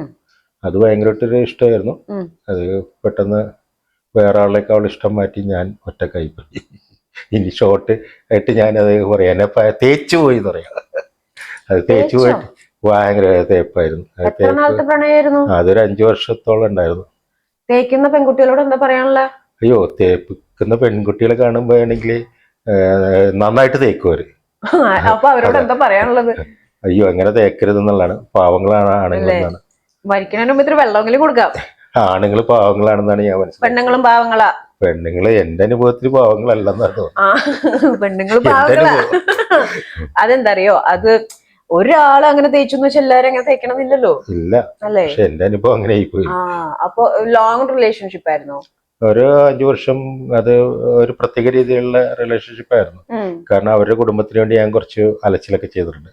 കഷ്ടപ്പെട്ട് കുറെ പാടുപെട്ട്. ഇപ്പൊ ഈ ഒരു ഇലക്ക് പോലും ഉപകാരമില്ലാത്ത ഒരുത്തരാണ് അവളെ കൊണ്ടുപോയിരിക്കുന്നത്. ഞാൻ കുറെ പാടുപെട്ട് വെള്ളം കോരി മാത്രമേ ഉള്ളൂ. പാടുപെട്ട് വെള്ളം കോരി അവർ പൈസ ചെലവഴിക്കുകയും പിന്നെ അവരുടെ ഇത്തിരി സമയം ഇതും ഒക്കെ ചെലവഴിച്ച് അവസാനം ഒരു മണൽത്തരിക്ക് അവർക്ക് വേണ്ടി ഒന്നും ചെയ്യാത്ത ഒരുത്തൻ ചെയ്തു. അതിലാണ് എനിക്ക് ഏറ്റവും വലിയ പെണ്ണിനോടുള്ള ഒരു തേപ്പ് എന്നുള്ളൊരു. കല്യാണം കഴിക്കില്ലേ? അതുകൊണ്ടിട്ട് എനിക്ക് അങ്ങനെ കല്യാണം കഴിക്കുന്നതിനോട് വലിയൊരു താല്പര്യം തോന്നുന്നില്ല. ഇനി അങ്ങനെ ഒരു ജീവിതം എനിക്ക് ഉണ്ടായാൽ എന്ത് ചെയ്യും? എല്ലാവരും അങ്ങനെ ആവണം നിർബന്ധമുണ്ടോ? അല്ല, അത് നമ്മളിനി ഒരു പരീക്ഷണത്തിന് നിന്നെടുത്ത ഒരു പരീക്ഷണ വസ്തു അല്ല, എന്നാൽ എല്ലാവരും അങ്ങനെ ആവണമെന്നില്ലല്ലോ. അല്ല, അങ്ങനെ ഇല്ലെന്ന് വെച്ച് കഴിഞ്ഞാലും എന്റെ ഒരു അനുഭവത്തിലൂടെ എനിക്കതൊരു കടുത്ത. എനിക്ക് തോന്നുന്നു ഭയങ്കര ജെന്യൂൻ ആയിട്ട് അതിനകത്തേക്ക് ഇൻവോൾവ് ആയിട്ട്. അല്ല, ഞാൻ എന്ന് പറഞ്ഞ കഥാപാത്രം എന്നല്ലേ വ്യത്യസ്തനാകുന്നത് എങ്ങനെയാന്ന് വെച്ചിട്ടുണ്ടെങ്കിൽ ഞാൻ ഭയങ്കര ജെന്യൂനാ, ആത്മാർത്ഥമായിട്ടുള്ള എല്ലാ കാര്യങ്ങളും ചെയ്യുന്ന ഒരാളാണ്. എനിക്കൊരാളെ തേക്കുന്നത് എനിക്ക് ഇഷ്ടമല്ലാത്തൊരു കാര്യമല്ല. അത് ഞാനൊരു നല്ലൊരു ദൈവവിശ്വാസം കൂടിയാണ്. അപ്പം അതുകൊണ്ടിട്ട് എനിക്ക് ആ ദൈവവിശ്വാസത്തിൽ പറയുന്ന കാര്യങ്ങൾ, ഈ പ്രപഞ്ചം മൊത്തം ഇപ്പം നമ്മൾ പോലെ ദൈവമാണെന്നല്ല, നമ്മളെപ്പോലെ ഒരു മനുഷ്യനുള്ള ദൈവം ഒരു കോസ്മിക് പവർ വിശ്വസിക്കുന്ന ഒരാളാണ്. ഈ കോസ്മിക് പവറിന്റെ അനന്തത കാണണമെങ്കിൽ നമ്മളുടെ മിൽക്കി വേസിന്റെ അനന്തത കാണണം. എത്ര 10-30 മിൽക്കി വേസ് ഉണ്ട്. ഒരു മിൽക്കി വേസ് എന്ന് പറഞ്ഞാൽ എന്താണത് അല്ലെ? പഠിച്ചവർക്കറിയാലോ. സൂര്യന്റെ വ്യാപ്തി കണ്ടതിന് അതിന്റെ അകത്ത് കിടന്നുള്ള അന്തരാളത്തിന്റെ തീ കണ്ടതിന് അറിയാം. സൂര്യൻ എന്നെ ഭൂമി ചുറ്റുന്നത് എത്ര നമുക്കൊരു വർഷങ്ങളായിട്ട് തോന്നുമെങ്കിലും സൂര്യൻ ഈ മിൽക്ക് വേസിനെ ചുറ്റുന്നത് എത്ര സൂര്യരശ്മികൾ വരുന്ന എത്ര പ്രകാശം? 2 ലക്ഷം പ്രകാശം. അപ്പൊ ആ വലിപ്പമുള്ള സൂര്യൻ തന്നെ കുറെ എണ്ണം ഉണ്ടെന്ന് പറയുന്നത് നമുക്കറിയില്ല. നമുക്കറിയാൻ പാടാത്തൊരു മിസ്റ്ററിയാണ്. ഈ മിസ്റ്ററിയിലാണ് ദൈവത്തെ കണ്ടെത്തുന്നത്. കാരണം എത്രയോ മിൽക്കി വേസിന് കോടിയുടെ ഈ അനന്തതയാണ്, ഈ വലിപ്പമാണ്, ഈ ബ്രഹ്മാണ്ഡതയാണ് ദൈവത്തെ കാണുന്നത്. നമ്മളെപ്പോലെ ചെറിയൊരു മട്ടത്തലയുള്ള ഒരാളല്ല ദൈവം, അല്ലെങ്കിൽ ഒരു പ്രായമുള്ള താടിമീടി വെച്ചേക്കുന്ന ഒരു അപ്പൂപ്പനല്ല ദൈവം എന്ന് വിശ്വസിക്കുന്നതാണ്. ഈ കോസ്മിക് പവർ പ്രകൃതിയിലേക്ക് നിന്ന് അന്തരാളിച്ച് നിൽക്കുന്ന ദൈവത്തെ കണ്ടത്. അപ്പൊ ഈ ദൈവത്തിന്റെ ഈ അനന്തതയും ദൈവത്തിന്റെ ആ ബ്രഹ്മാണ്ഡതയും കാണുമ്പോൾ നമ്മളുടെ ജീവിതവും നമ്മളുടെ ലൈഫൊക്കെ വളരെ ചെറുത്. നമ്മളാരെയും തേക്കാൻ പാടില്ല, നമ്മളെല്ലാവരും. അപ്പൊ എന്നെ തേക്കും ആൾക്കാർ. ഞാൻ ഇങ്ങനെ നിന്ന് കൊടുത്തു പോകുന്നത് കാരണം എൻ്റെ ഉള്ളിലുള്ള ഒരു ശുദ്ധത കാരണം അങ്ങനെ അങ്ങോട്ട് പോകും. അതുകൊണ്ട് കിട്ടിയതൊക്കെ അബദ്ധങ്ങളായിട്ടാണ് പോകുന്നത് ജീവിതത്തിൽ. പക്ഷെ ഇതിൽ നിന്നൊരു സ്ട്രോങ് ആകാന്ന് വെച്ചാൽ എന്റെ നേച്ചർ അതായിട്ട്. അതുകൊണ്ട് അങ്ങനെയാണ് ഞാൻ ഇതാകുന്നത്. അപ്പൊ എന്ത് കാര്യത്തിലും വളരെ ജെന്യുവനായിട്ട് നിന്ന് കൊടുക്കും. അത് പാടില്ല എൻ്റെ അമ്മ പോലും പറയും, നീ ഇങ്ങനെ ജീവിച്ചിട്ട് കാര്യമില്ല. അപ്പൊ ഞാൻ ചിന്തിച്ചിട്ടുണ്ട്, അമ്മമാരെ അതിന് വഴിയെറ്റിക്കേണ്ട കാര്യം ഇങ്ങനെ ജീവിക്കരുത്, പറ്റിച്ച് ജീവിക്കണമെന്ന് പറയുന്നത് എൻ്റെ കാര്യം എന്താണെന്ന് ചിന്തിച്ചു പോയിട്ടുണ്ട് ചെറുതായത്. ഞാനിങ്ങനെ ജീവിക്കുള്ളൂ. അത് ഞാനെപ്പോഴും എല്ലായിടത്തും പറയണ പോലെ പെണ്ണിലെപ്പോഴും പുഴയെ പോലെ ഒഴുകുന്ന പറഞ്ഞാൽ പെണ്ണിൽ ഇങ്ങനെയൊക്കെ ജീവിക്കാൻ പറ്റുള്ളൂ. പിന്നെ അങ്ങോട്ട് ഒറ്റയ്ക്ക് തന്നെയാണോ ജീവിക്കാൻ പോകുന്നത്?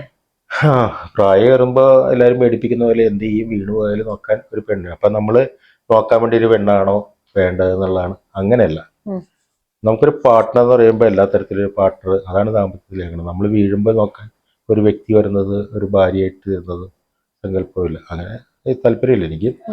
ആ കാലഘട്ടത്തിൽ ഇനി വേണമെന്ന് പറഞ്ഞാൽ ആ സമയത്ത് നമുക്ക് കല്യാണം കഴിക്കാനുള്ള പ്രൊവിഷൻസ് ആരും തടഞ്ഞിട്ടൊന്നുമില്ല അല്ലെ. ആ ഏജ് ഒന്നും ഒരു വിഷയമല്ലല്ലോ. ഏജ് ഒന്നും വിഷയമില്ല. പിന്നെ നമുക്ക് ആകെപ്പാടെ ഓൾഡ് ഏജ് ഹോം ഒക്കെ ഉണ്ടല്ലോ ഇന്നത്തെ കാലത്ത്. ആധുനിക ഓൾഡ് ഏജ് ഹോമുകളൊക്കെ ഉണ്ടല്ലോ. ആ ഒരു പെണ്ണ് തേച്ചിട്ട് പോയതിന് ഇത്രയും വലിയ ഡിസിഷൻ ഒക്കെ എടുക്കണോ?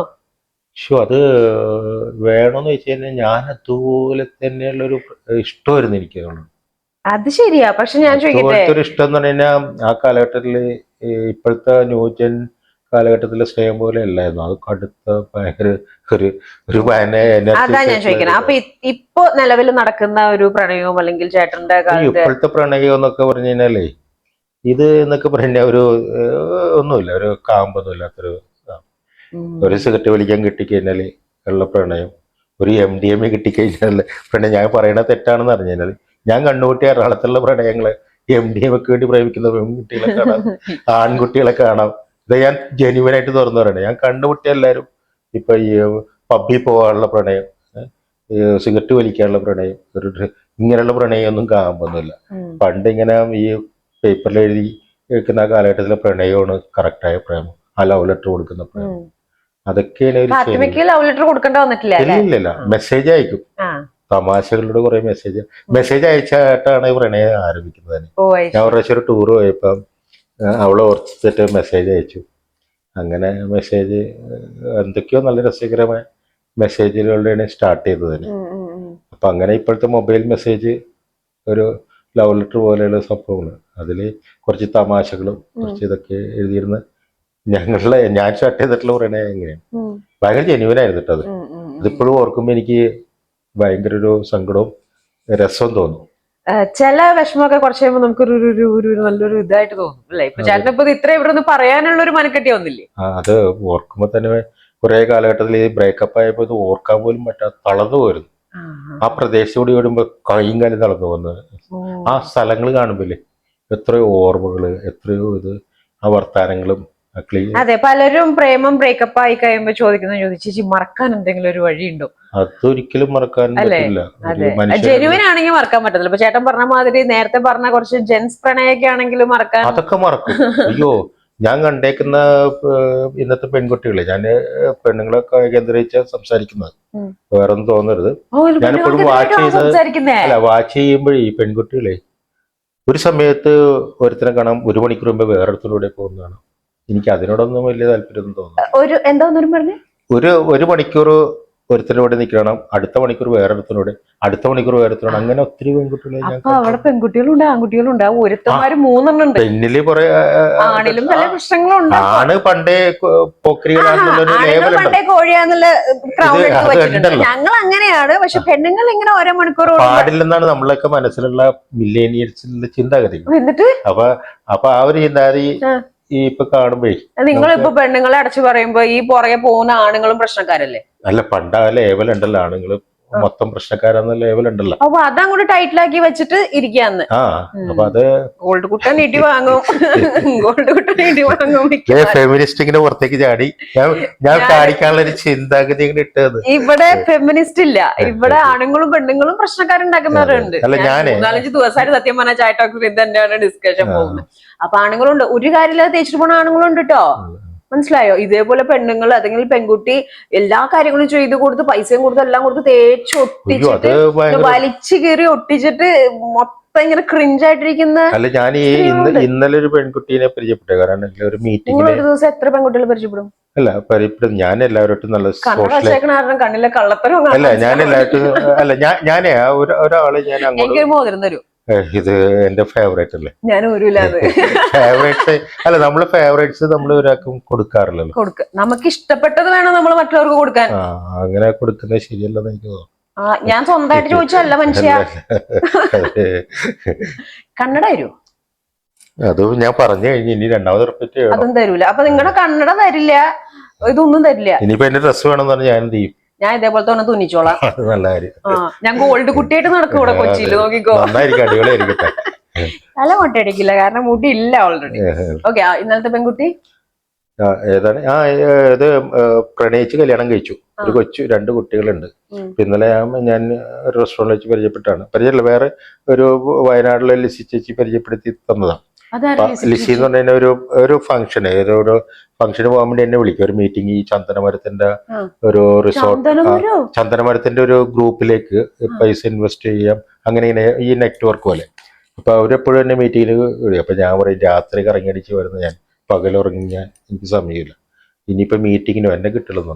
അപ്പൊ അങ്ങനെ വന്നപ്പോഴേക്കും ഒരു പെൺകുട്ടി എന്നെ നോക്കി ചിരിച്ചു. അപ്പൊ കാര്യങ്ങൾ അവരെ പരിചയപ്പെട്ട് കഴിഞ്ഞപ്പോൾ എറണാകുളത്ത് താമസിച്ചിരുന്നതാണ്, പിന്നെ ഒരു ആതിര ജ്വല്ലറിയിലാണ് വർക്ക് ചെയ്തിരുന്നത്. അപ്പൊ ഇങ്ങനെ ഇതൊക്കെ ചോദിച്ചു ഓടിച്ചു വന്നപ്പോഴേക്കും സ്നേഹിച്ച് കല്യാണം കഴിച്ചു.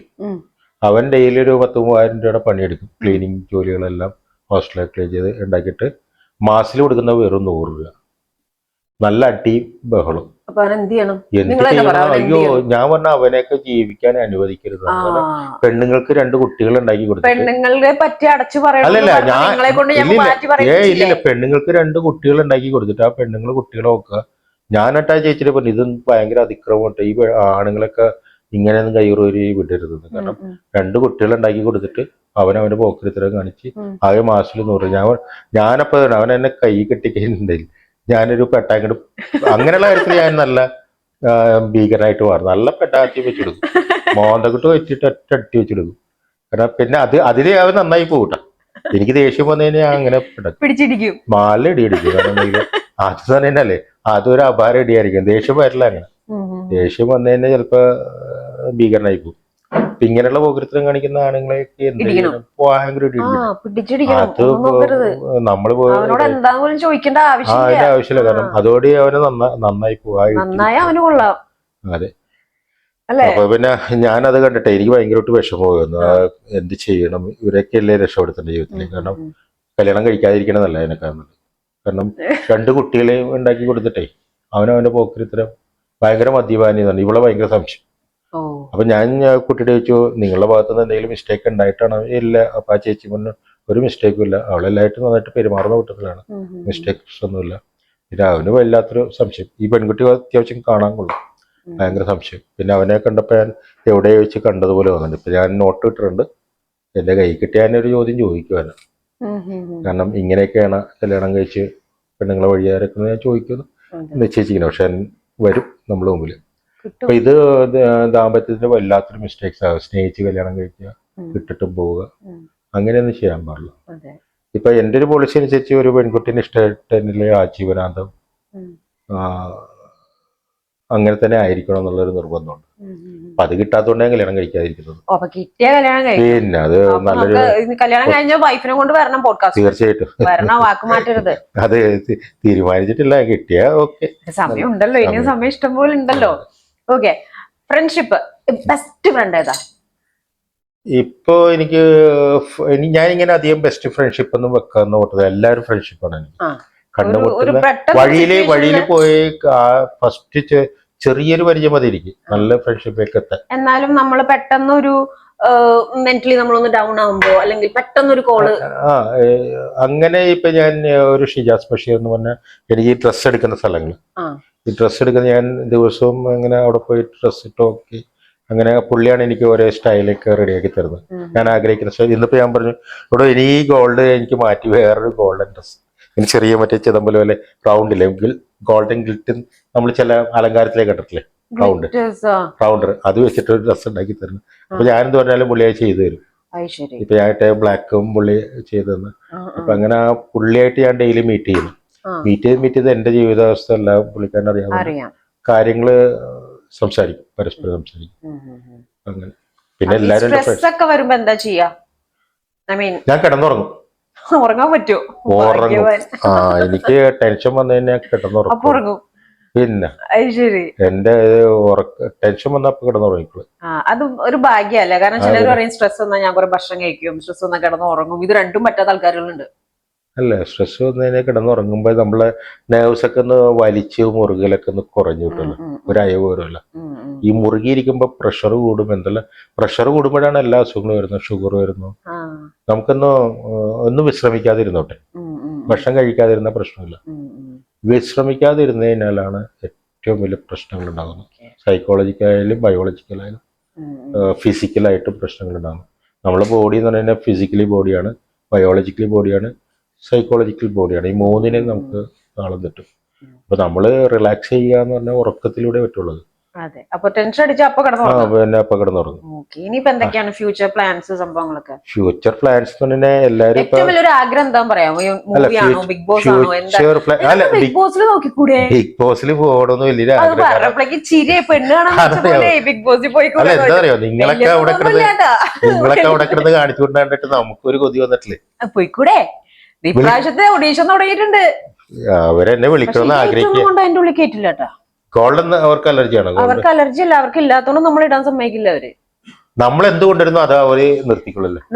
കൊണ്ടുവരണോ അത് അവർക്ക് ചെക്ക് ചെയ്തിട്ടൊക്കെ തരുള്ളൂ. ഈ ഐറ്റംസ് ഗോൾഡ് മാൻ എന്ന് പറഞ്ഞു കഴിഞ്ഞാൽ അവര് എന്ത് ചെയ്യും? ഒരു പിച്ചക്കാരുടെ വേഷം എടുത്ത് തരുമല്ലോ. ഗോൾഡ് മാൻ എന്ന് പറഞ്ഞാൽ ഗോൾഡ് മാൻ ഒക്കെ ആയിക്കോട്ടെ, പക്ഷെ ഡ്രസ് ഒന്നും ഇങ്ങനെ അവര് ഗോൾഡ് മാൻ ആക്കില്ല, അവര് തോർത്തെടുത്ത് തരും. അല്ല, അവരങ്ങനെ ചെയ്യുള്ളൂ. അവര് ക്യാരക്ടർ അതാണ്, ഓപ്പോസിറ്റ് ആയിക്കളെ. അപ്പൊ ഈ കാര്യങ്ങളും ഇതൊന്നും, ഈ സാധനങ്ങളൊന്നും അതിന്റെ ഉള്ളിൽ കയറാൻ അതാ പറഞ്ഞ ഒരു മുണ്ടെടുത്തിട്ട് നീ ഷർട്ട് ഇടണ്ട, ഒന്നും ഇടണ്ട, നീ ഇങ്ങനെ നടക്കുന്ന പറയും. അല്ല, അങ്ങനെയാണ് അവരുടെ ഏതൊരു റോബിൻ രാധാകൃഷ്ണനൊക്കെ ഉള്ള കാലഘട്ടത്തിലല്ലേ ബാത്റൂം അനുവദിക്കായിരുന്നു. ഇപ്രാവശ്യം ഉണ്ടായിരുന്നു, എനിക്ക് ഈ പ്രാവശ്യം ഉണ്ടായിട്ടുണ്ടെന്ന് തോന്നുന്നു.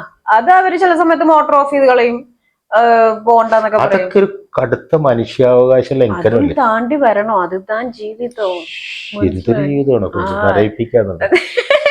നരയിപ്പിച്ചാലും എങ്ങനെയുണ്ടായിരുന്നു ബിഗ് ബോസിൽ പോയിട്ട്? വളരെ മനോഹരമായിരുന്നു. അതെ, കറക്റ്റായി പറയാം, പീഡനായിരുന്നു. ഈ പീഡനം എങ്ങനെ? അല്ല, ഞാനൊരു കാര്യം ചോദിക്കട്ടെ, ഇത് ഞാൻ ഇന്റർവ്യൂ ചെയ്യാം. അവിടെ 24 മണിക്കൂർ എല്ലാവർക്കും ഉള്ള ബിഗ് ബോസിന് 24 മണിക്കൂർ രാവും പകലും അല്ലേ?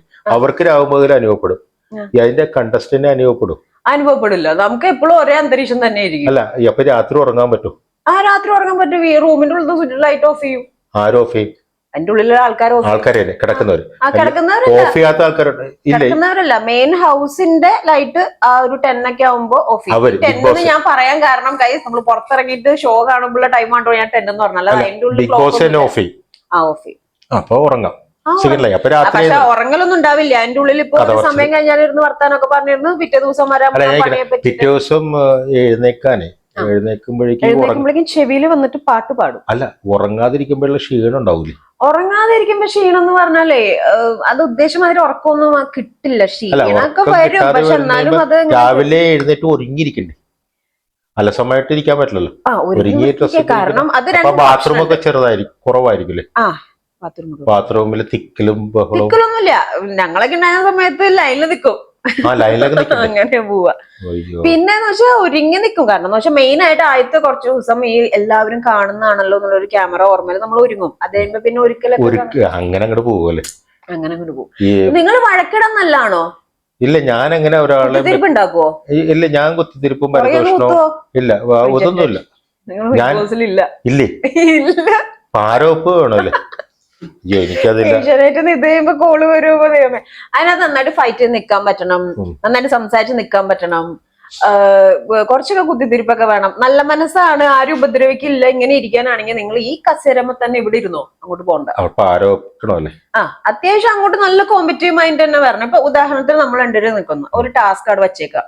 നിങ്ങൾക്ക് അത് പോയി ആദ്യം എടുക്കണം. അപ്പൊ നിങ്ങൾ വിചാരിക്കണം, ഞാൻ തട്ടിപ്പോയി കഴിഞ്ഞാൽ ദൈവം ഇടിക്കും, ഇടിച്ചു കഴിഞ്ഞാൽ ദൈവന്റെ തല പൊട്ടും, അതുകൊണ്ട് ഞാൻ മാറിക്കൊടുക്കാന്ന് വിചാരിച്ചാ തീർന്നല്ലോ. ഇടിച്ചു കയറി പോളും. പറ്റുമെങ്കിൽ അപ്ലൈ ചെയ്തോ ഗോൾഡ് കുട്ടൻ ബിഗ് ബോസ്. അല്ല, എനിക്ക് ഒരു ആഗ്രഹമുണ്ട് ബിഗ് ബോസിലേക്ക് കയറണമെന്ന്. ട്രൈ ചെയ്യണം. എങ്ങനെ ട്രൈ ചെയ്ത? അതിനിപ്പോ ഓഡീഷൻ സംഭവങ്ങളൊക്കെ നടക്കുന്നുണ്ടല്ലോ. ഓഡീഷൻ ഞാൻ കഴിഞ്ഞ പ്രാവശ്യം മൈജിയിൽ പോയിട്ട് കോമണറിന് ഇത് അപ്ലൈ ചെയ്തു. അല്ലാതെ പിന്നെ പ്രോസസ് കുറേ ഉണ്ട്. കാരണം ഒരുപാട് ആൾക്കാർ ഇതേപോലെ ഇങ്ങനെ വെയിറ്റ് ചെയ്ത് നിൽക്കാൻ ബിഗ് ബോസിന്റെ ഉള്ളിൽ വരാനുണ്ട്. അപ്പൊ അവർ നോക്കുന്ന കുറെ ക്രൈറ്റീരിയ സംഭവങ്ങൾ കാര്യങ്ങളൊക്കെ ഉണ്ട്. മെയിൻ ആയിട്ടും ശ്രദ്ധിച്ചിട്ടുണ്ടാവും, അതിന്റെ ഒരു ടൈം ആകുമ്പോഴേക്കും വേറെ കുറെ സോഷ്യൽ മീഡിയയിൽ കുറെ വൈറൽ ഐറ്റംസ് വരും. പല ആൾക്കാരും പൊന്തി വരും വൈറൽ ആവാനായിട്ട്.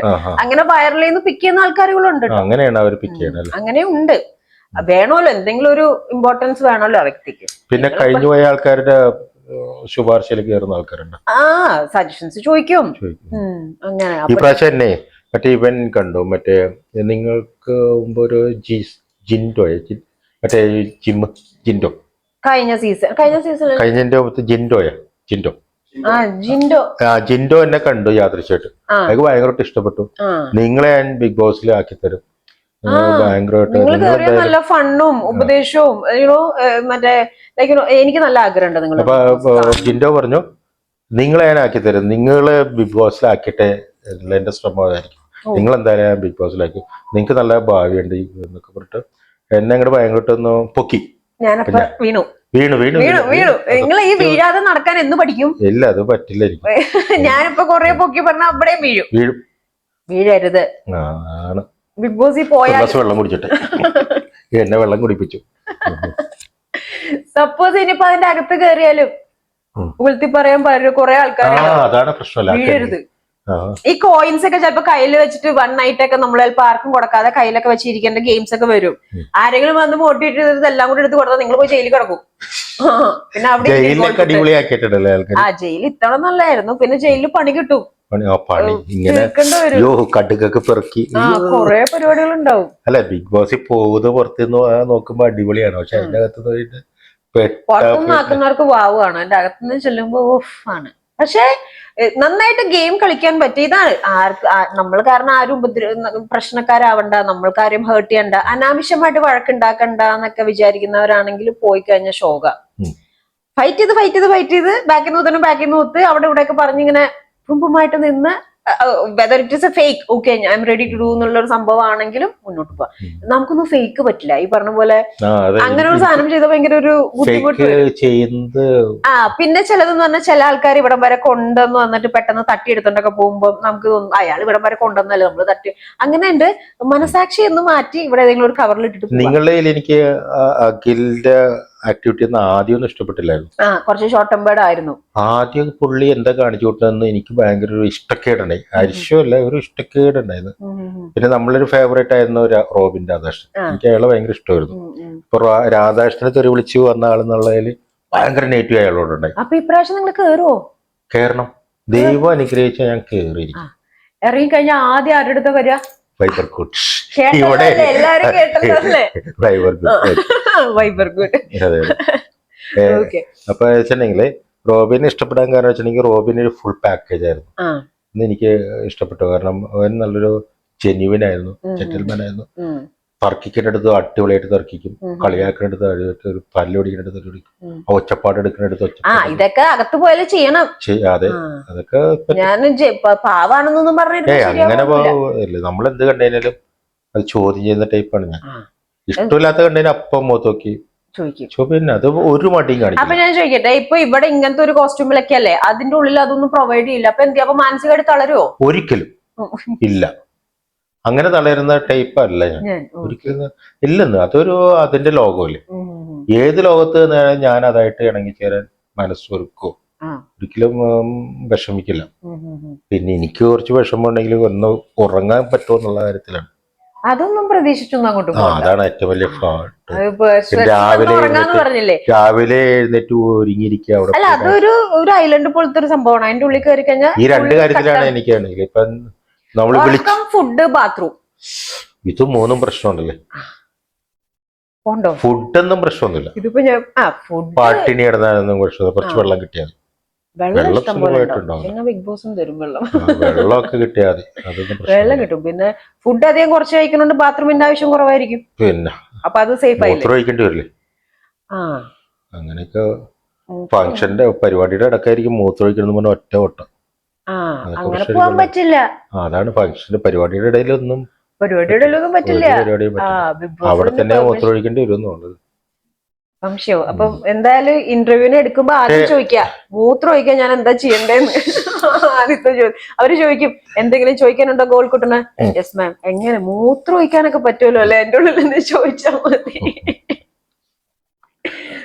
നിങ്ങളുടെയൊക്കെ അനുഭവം നമുക്ക് വലിയൊരു സാധ്യത. എന്തായാലും എനിക്ക് ഭയങ്കര ആഗ്രഹമുണ്ട്. അപ്പൊ ഗോൾക്കുട്ടനെ നമുക്ക് ഇന്റർവ്യൂവിൽ കാണാൻ പറ്റട്ടെ. പിന്നെ അത്രയൊക്കെ ഉള്ളു. എനിക്കൊന്ന് കാണണം, വിശേഷങ്ങൾ ചോദിക്കണം. എന്താണ് ഈ മൊത്തം തിളങ്ങി ഫുൾ സ്വർണത്തിൽ ഇങ്ങനെ. അപ്പം നിങ്ങളുടെ ശരീരം മാത്രല്ല, ഐ മീൻ കോസ്റ്റ്യൂം മാത്രല്ല, മനസ്സും ഇങ്ങനെ തിളങ്ങിയിരിക്കുകയാണ് അല്ലെ. അങ്ങനെ തിളങ്ങി മൊത്തം എല്ലായിടത്തേക്കും പോസിറ്റിവിറ്റി വരട്ടെ. 2 കാര്യങ്ങളാണ് എനിക്ക് പ്രോമിസ് തന്നേക്കണത്. ഒന്ന് ബിഗ് ബോസ്, 2 എങ്ങാനും പെണ്ണ് കെട്ടിയ ഇങ്ങോട്ട് വരും എന്നുള്ളത്. ഇങ്ങോട്ടായിരിക്കില്ല. ആ സമയത്ത് ഞാൻ എവിടെ ഇരിക്കുന്നു വെച്ച് കഴിഞ്ഞാൽ അവിടത്തെ പോഡ്കാസ്റ്റ് നമുക്ക് വേറെ ലെവലായി പോയിട്ടുണ്ടാവല്ലോ. വേറെ ലെവലായി. ഞാനല്ല, വൈബർഗുഡ് അല്ലേ? ജനങ്ങളെ ഈ വൈബർ കൊണ്ട് നമ്മളെ മൈൻഡ് ചെയ്യുമെന്നാണ് എനിക്ക് തോന്നിച്ചത്. അതെന്താ? നിങ്ങൾ വേറെ ലെവലായിരിക്കും അല്ലേ? ഏത് ലെവലാണെങ്കിലും ഗോൾക്കുട്ടനെ നമ്മൾ മറക്കുവോ? മറക്കാതിരിക്കും. നമ്മുടെ പോഡ്കാസ്റ്റിൽ വന്ന് നമുക്ക് ഇത്രയും നേരം ടൈം തന്ന് നമ്മളോട് വിശേഷങ്ങളൊക്കെ പറഞ്ഞപ്പോ നമ്മുടെ ചായ് ടോക്സിലെ ഒരു മെമ്പർ ആണ്, അല്ലെ, ഫാമിലിയാണ്. പിന്നെ ഗോൾക്കുട്ടന്റെ നമ്മൾ മറക്കില്ലല്ലോ, ഒരിക്കലും മറക്കരുത്. മറക്കില്ല. അപ്പൊ അങ്ങനെ ഞാൻ ഒരാളെ മറക്കാറില്ല കേട്ടോ, അതാണ് എന്റെ ഏറ്റവും വലിയ പോസിറ്റീവ്. എനിക്കൊരു പ്രത്യേകത ഉണ്ട്. കാരണം ഞാൻ ഒരാളിലും ഒന്നും പ്രതീക്ഷിച്ചിട്ടില്ല പരിചയപ്പെടുന്നത്. ഒരാളുടെയും ഒന്നും നോക്കിയിട്ടില്ല, അവരുടെ ജോലിയോ കാര്യങ്ങളോ ഒന്നും നോക്കില്ല. എന്നോട് ഒരാള് ഹലോ പറഞ്ഞു കഴിഞ്ഞാൽ ഞാൻ അവൻ്റെതായി തീർന്നു. പക്ഷെ ഒന്നും കൊടുക്കൂല. അല്ല, കൊടുക്കില്ലെന്ന് പറഞ്ഞു കഴിഞ്ഞാൽ എന്റെ ഫേവറേറ്റ്സ് ഒന്നും ഞാൻ കൊടുക്കില്ല. ഫേവറേറ്റ്സ് ഒക്കെ സാധാരണ ഈ ഒറ്റ മക്കൾക്കാ ഞാൻ ഇത് കേട്ടേക്കണം. അയ്യോ ഇതെന്റെ, ഞാൻ ആർക്കും കൊടുക്കില്ല. പക്ഷെ എന്റെ അടിച്ച് മാറ്റിക്കൊണ്ട് കൂട്ടാ കൊടുക്കേണ്ട ആവശ്യമില്ല. പക്ഷെ ആൾക്കാരെ കുറച്ച് കൂടുതലാണ്. സൂത്രത്തിൽ നിന്നിട്ട് അടിച്ചു മാറ്റായി. അങ്ങനെയാണെങ്കിൽ ബിഗ് ബോസിൽ പോയ ആൾക്കാർ എന്റെ അവിടെ കിട്ടുന്ന എല്ലാം അടിച്ച് മാറ്റൂല്ലേ, തട്ടിപ്പറിച്ചുകൊണ്ട് പോകില്ല. അതൊക്കെ തട്ടിപ്പറിക്കലും തട്ടിപ്പറിക്കല്, കോയിൽ തട്ടിപ്പറിക്കല്, അത് ഓരോ തവണ ഓരോ ടൈപ്പ് ആയിരിക്കും, നമുക്ക് പറയാൻ പറ്റില്ല. നോക്കി പഠിച്ചിട്ടൊന്നും പോവാൻ നിൽക്കണ്ട, ഫ്രീ ആയിട്ട് അങ്ങോട്ട് ചെല്ല. പഠിച്ചിട്ട് പോകണതിലൊന്നും വലിയ കാര്യമില്ല. വലിയ കാര്യമൊന്നും. ഈ അനീഷ് ഉദാഹരണം ഇപ്പൊ കഴിഞ്ഞ ഒരു ഇന്റർവ്യൂ കഴിഞ്ഞില്ലേ, അത് കഴിഞ്ഞ് ഇങ്ങോട്ട് വന്നില്ലേ, അവിടെ ചോദിച്ചു എന്നല്ലോ ഇവിടെ ചോദിച്ചു. അപ്പൊ നമ്മളിപ്പോ ചേട്ടൻ അതിനെ മൈൻഡിൽ വെച്ച് വന്നിരുന്നെങ്കിൽ അറിയില്ല, അല്ലെ, ഒക്കെ ഡിഫറെന്റ് ആണ്. അതേപോലെ ഇപ്രാവശ്യം എന്താണ് ഒരു കണക്ഷനും ഇല്ലാത്ത പുതിയ ടൈപ്പ് കാര്യങ്ങളൊക്കെ ആയിരിക്കും. രണ്ടും കൽപ്പിച്ചാൽ കൂടി ചെല്ല. ചോദിക്കാൻ മറക്കരുത് മൂത്രം ഒഴിക്കാൻ എന്ത് ചെയ്യുന്നുള്ളത്, മനസ്സിലായ? ഏറ്റവും ഇമ്പോർട്ടന്റ് ആയിട്ടുള്ള കാര്യം. കാരണം ഉറക്കവും ഇതൊക്കെ എനിക്ക് ഒരു ഗ്യാരണ്ടി തരാൻ പറ്റില്ല. പിന്നെ ഏറ്റവും വളരെ ഇമ്പോർട്ടന്റ് ആയിട്ട് മനുഷ്യന്റെ ആവശ്യം. രാവിലെ എനർജൈസ് ആകാതെ ഞാൻ ഒരുങ്ങാൻ പോകില്ല. ഈ രാവിലെ എന്താ ഒരുങ്ങാൻ പോകും മനുഷ്യൻ? അല്ല, ഒരുങ്ങാൻ പോയിട്ടുണ്ടെങ്കിൽ കുളിക്കാൻ പോകില്ലെന്ന്. ഉറക്ക ക്ഷീണത്തോടെ ഒരു കുളിക്കല് സാധ്യമല്ലാത്തൊരു മൈൻഡാണ്. അതൊക്കെ ഞാൻ ബിഗ് ബോസിൽ പോകുമ്പോ ഒരു തടസ്സം. 8 മണിക്ക് ടാസ്ക് ഉണ്ടെങ്കിൽ ഇപ്പൊ ലാലേട്ടൻ പറഞ്ഞ ദിവസം എന്നൊക്കെ പറഞ്ഞാൽ നേരത്തെ എനിക്ക്, ഞങ്ങളൊക്കെ ഉണ്ടാകുന്ന സമയത്ത് നേരത്തെ എനിക്ക് ഡ്രസ് ചെയ്തിട്ടൊക്കെ ഇരിക്കുക. നിങ്ങൾക്ക് എങ്ങനെ ടൈമിംഗ് മനസ്സിലാവും? ടൈമിംഗ് നമുക്ക് മനസ്സിലാവില്ല. കാരണം നമ്മൾ കിടക്കുന്ന ഒരു ടൈം ഉണ്ട്. രാവിലെ ഇങ്ങനെ പാട്ടും ബഹളവും വരുമ്പോ നമ്മൾ എണീക്കും. നമ്മൾ കിടക്കില്ലേ, നമ്മൾ കിടന്നിട്ട് ചിലപ്പോ നമുക്ക് ഇരിക്കാൻ പറ്റുമോ? നമ്മളിപ്പോ ഇരിക്കാൻ വേണ്ടി 1 മണിക്കൂറായി, അങ്ങനെ ഒരു കാൽക്കുലേഷൻ നമ്മുടെ മൈൻഡിൽ ഉണ്ടാവുമല്ലോ. അങ്ങനെ വെച്ച് നോക്കുമ്പോൾ വളരെ അടുത്തായിരിക്കും ഇത് വരിക. അല്ലെങ്കിൽ തലേ ദിവസം തന്നെ നമ്മൾ പറയും ഇന്ന പരിപാടികളുണ്ട്, ഏർലി മോർണിംഗ് ഇതാവണം എന്നുള്ള രീതിയിൽ നമുക്ക് അനൗൺസ്മെന്റ് വരും. ടോപ്പിക്ക് മാറിപ്പോയി മൊത്തത്തില്. ആ കണ്ണടയൊന്നും ഊരുവോ മനുഷ്യ? കണ്ണ് കാണുന്നില്ല, എന്റെ കണ്ണ് വേദനിക്കണു എനിക്ക്.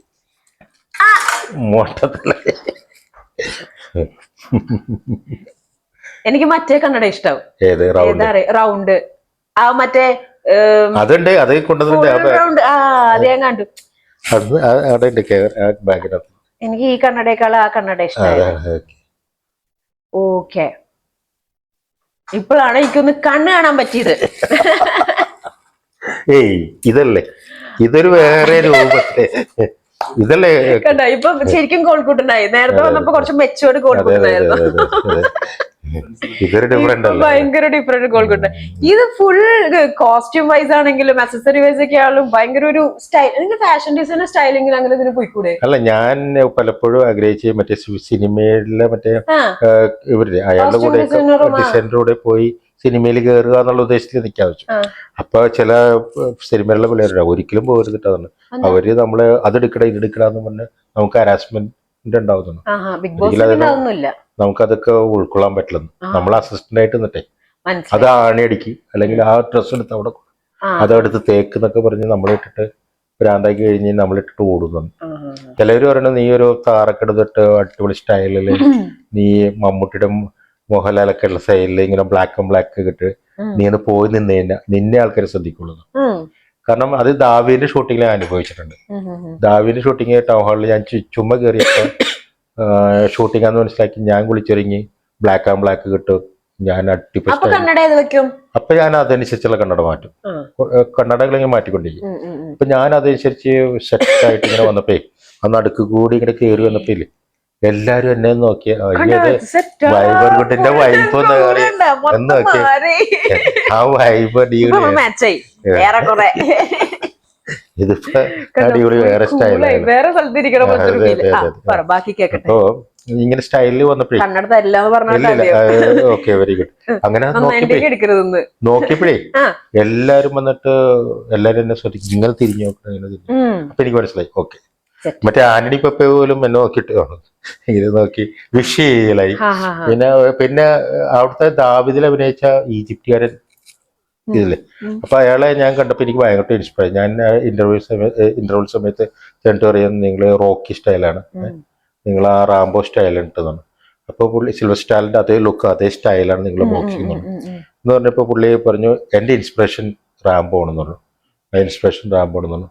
അപ്പൊ ഞാൻ പറഞ്ഞു നിങ്ങളെ കാണാൻ നല്ല ലുക്കുണ്ട്, നിങ്ങളെ ആക്ഷനൊക്കെ വരുന്നു, നിങ്ങളെ കാണാൻ നല്ല ലുക്കാണല്ലോ എന്ന് പറഞ്ഞു.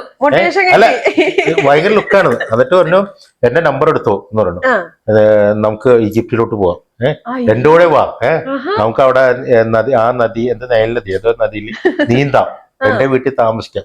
ഇത് ആരെങ്കിലും പറയൂ? ഒരിക്കലുമില്ല. എന്നെ ഇഷ്ടപ്പെട്ടത് കൊണ്ട് വാ എന്ന് പറയണ. എന്റെ നമ്പർ ആയിട്ട് സെൽഫിയൊക്കെ എടുത്ത് പുള്ളി എന്നെ സെൽഫി എടുത്തു. പുള്ളി തന്നെ എന്റെ നമ്പർ, എനിക്ക് നമ്പർ വന്നു, എന്നെ വിളിക്കണം, വാ നമുക്ക് പോവാന്ന് പറയും. അങ്ങനെ പല ആൾക്കാരും എന്നെ വിളിക്കൂട്ടോ. വാ, ഇല്ല ഞാൻ പോകില്ല. അതെങ്ങനെ ഒരു ഭാഗ്യം ഉണ്ടട്ടെ, ഇഷ്ടം കൊണ്ടിട്ടെ. ചെറുപ്രായത്തിൽ നിത്യതിനേതി എന്നെ കെട്ടിപ്പിടിച്ചിട്ട് ഫാൻ ഹില്ലോട്ട് വാ മോനെന്ന് പറഞ്ഞു. കാരണം പുള്ളി എന്നെ കണ്ടുകൂടി ഇങ്ങനെ കെട്ടിപ്പിടിച്ചു വാ മോനെ അങ്ങനെ വിളിക്കുന്ന കുറെ ആൾക്കാർ കേട്ടോ. ചെറുപ്പക്കാരെല്ലാവരും നന്നായിട്ട് സ്നേഹിക്കുക, പിന്നെ നന്നായിട്ട് അറിവ് അതെ. പിന്നെ എനിക്ക് പറയാനുള്ളത്, അങ്ങനെ ചായ് ടോക്സ് വൈബുകളിൽ നമ്മുടെ ക്യൂട്ട് ഗോൾഡ് കുട്ടൻ വന്നു, സിനിമയുടെ കാര്യങ്ങൾ പറഞ്ഞു, കോസ്റ്റ്യൂമിന്റെ കാര്യങ്ങൾ പറഞ്ഞു. അപ്പോ നിങ്ങൾക്ക് ആഗ്രഹമില്ലേ ഗോൾക്കുട്ടൻ ബിഗ് ബോസിൽ വരണമെന്ന്? ഈ ഒരു ടേമില് ബിഗ് ബോസിൽ വരണമെന്ന്, ഗോൾക്കുട്ടൻ ബിഗ് ബോസിൽ വരണമെന്ന് ആഗ്രഹമുള്ളവർ കമന്റ് ചെയ്യാം. ഓക്കെ, പ്രേക്ഷക സപ്പോർട്ടാണ് ഏറ്റവും കൂടുതൽ നമുക്ക് ബിഗ് ബോസിൽ നിൽക്കുമ്പോൾ വേണ്ടത്. അപ്പൊ ഞാന് ബിഗ് ബോസിൽ എടുത്തെന്ന് പറഞ്ഞാൽ എന്റെ ഒരു ചാട്ടുണ്ട് മാസ്റ്റർ, ഇങ്ങനെ ഒരു ചാട്ടയാണ്. അപ്പൊ ആ ചാട്ടം കാണണമെന്നുണ്ടെങ്കിൽ നിങ്ങൾ കമന്റ് ചെയ്യണം. കമന്റ് ചെയ്തിട്ട് ഏഷ്യനൈറ്റുകാർക്ക് വിളിക്കാൻ തോന്നട്ടെ, അവിടെ പോയിട്ട് നല്ല അടിച്ചു പൊളിച്ച് കളിക്കാം. കല്യാണത്തിന്റെ കാര്യം മറക്കരുത്, ബിഗ് ബോസിന്റെ കാര്യം മറക്കരുത്, ഇങ്ങോട്ട് വരാന്ന് പറഞ്ഞ കാര്യം മറക്കരുത്. അപ്പോ ഫുൾ ഓൺ വൈബായിട്ട് തന്നെ ഇരിക്കുക. അപ്പൊ എനിക്ക് നല്ലൊരു ഗോൾ കൂട്ടിനെ, നല്ലൊരു ഫ്രണ്ട്ഷിപ്പാണ് എനിക്ക് ചായ് ടോക്സിലൂടെ കിട്ടിയത് അല്ലേ. Thank you so much. അടിപൊളിയായിട്ട് പോട്ടെ കാര്യങ്ങള്. All the best. Thank you. എനിക്ക് വൈവർകൂട്ട് ശ്രീദേവിനെ പരിചയപ്പെടാൻ സാധിച്ചത്, പാർട്ട്ണർ പരിചയപ്പെടാൻ സാധിച്ചത്, പാർട്ട്ണർ എന്ന് വെച്ചിട്ടുണ്ടെങ്കിൽ നിങ്ങളുടെ ബിസിനസ്സിന് പരിചയപ്പെടാൻ സാധിച്ചതിൽ നല്ല ചിരിച്ച മുഖത്തോടെ നല്ല രസകരമായ സംഭാഷണങ്ങൾ. എനിക്ക് വൈബർകുട്ടിനെ ഞാൻ കണ്ടേക്കുന്നത് യൂട്യൂബിലൂടെ, നേരിട്ട് കാണാൻ ദൈവം ഒരു ഭാഗ്യം തന്നല്ലേ. എനിക്കും ഞാനും ഭയങ്കര സന്തോഷമുണ്ട്. നേരിട്ട് കാണുന്നതിലല്ലേ എല്ലാത്തിനും മുഖാമുഖം. അതെ അതെ അതെ. ഈ മുഖാമുഖം ഈ പരിപാടി അനുവദിച്ച ദൈവം തന്നതിന് ഫസ്റ്റ് ദൈവത്തിന് നന്ദി പറഞ്ഞു. പിന്നെ എല്ലാ പ്രേക്ഷകർക്കും നന്ദി, പ്രത്യേകിച്ചും ശ്രീദേവിക്ക് നന്ദി പറഞ്ഞു. വൈബർകുട്ട് ശ്രീദേവി, പിന്നെ പേര് വിട്ടു ഷോണിനും നന്ദി പറയുന്നു. എനിക്ക് ഇന്നത്തെ ദിവസം തന്ന ദൈവത്തിന് നന്ദി. Thank you. എല്ലാവർക്കും താങ്ക് യു.